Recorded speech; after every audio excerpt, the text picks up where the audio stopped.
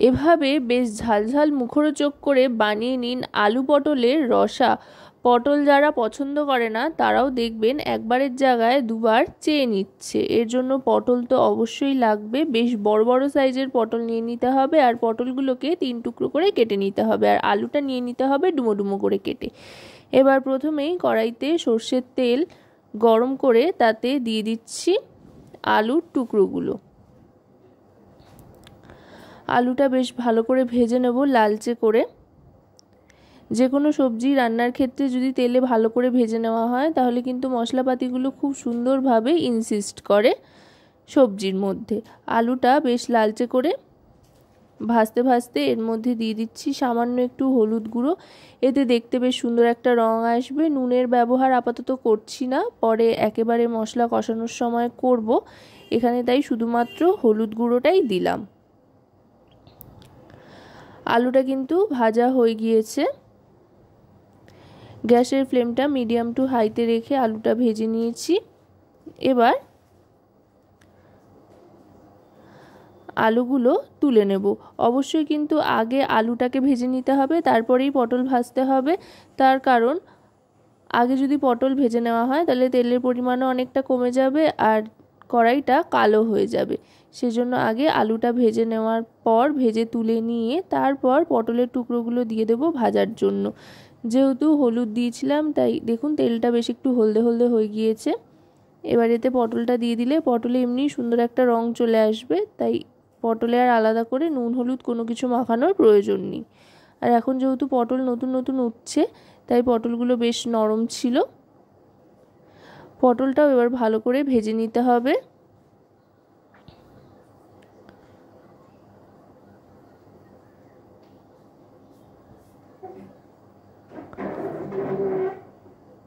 পটলটা দেখুন আস্তে আস্তে কিন্তু লালচে রং আসতে আরম্ভ করেছে। পটলগুলো ভাজা হয়ে গিয়েছে। এবার পটলটাও তুলে নিচ্ছি।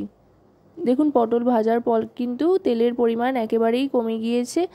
আর একটু তেল এতে অ্যাড করব। চাইলে এই তেলেও রান্না করা যায়, তবে আরেকটু তেল অ্যাড করলে কিন্তু যা হয় আর কি স্বাদটা আরেকটু বাড়বে। বেশ রসানো কষানো একটা ব্যাপার হবে আর কি। আর একটু তেল অ্যাড করে নেওয়ার পর গ্যাসের ফ্লেমটা মিডিয়াম টু লোতে করে দিয়ে ফোড়ন হিসেবে দিয়ে দিলাম এখানে সাদা জিরে, আর তার সাথে দিয়ে দিচ্ছি 2টো তেজপাতা। জিরে তেজপাতা ফোড়ন দেওয়ার পর দিয়ে দেবো পেঁয়াজ কুচি। নর্মালি যেভাবে আমরা সাধারণত মিহি করে পেঁয়াজ কেটে নিই বা কুচিয়ে নিই সেভাবেই এখানে পেঁয়াজটা নিয়ে নিয়েছি কেটে। এখানে মাঝারি সাইজের 2টো পেঁয়াজ কুচিয়ে নিয়েছি। পেঁয়াজটা ভাজতে ভাজতে দিয়ে দিচ্ছি আদা রসুন আর কাঁচা লঙ্কা বাটা।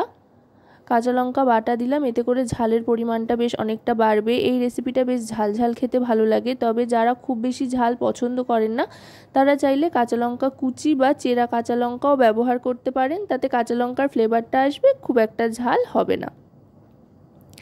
এবার দিয়ে দিচ্ছি টমেটো পিউরি।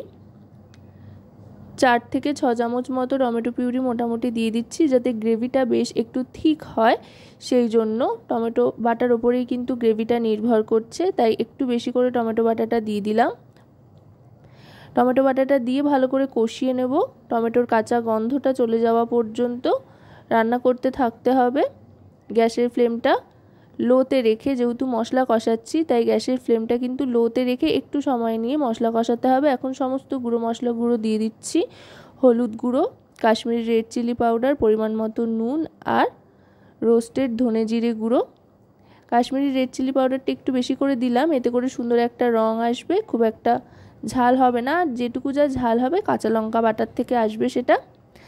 এবার একটু জল দিচ্ছি যাতে মশলাটা লেগে না ধরে। এবার কিন্তু মশলাটাকে কষিয়ে নিতে হবে ভালো করে, মশলা থেকে যতক্ষণ না তেল ছাড়ছে। মশলা থেকে তেল ছাড়তে দেখুন শুরু করে দিয়েছে। মশলায় দারুণ সুন্দর একটা রং চলে এসছে। এবার দিয়ে দিচ্ছি এতে আগে থাকতে ভেজে রাখা আলু পটলটা। আলু পটল দিয়ে মশলার সাথে ভালো করে মাখিয়ে নেব গ্যাসের ফ্লেমটা লোতে রেখে। এই সময় কিন্তু গ্যাসের আঁচ বাড়ালে চলবে না, যেহেতু একদম শুকনো শুকনো হয়ে গিয়েছে, তাহলে লেগে ধরতে পারে।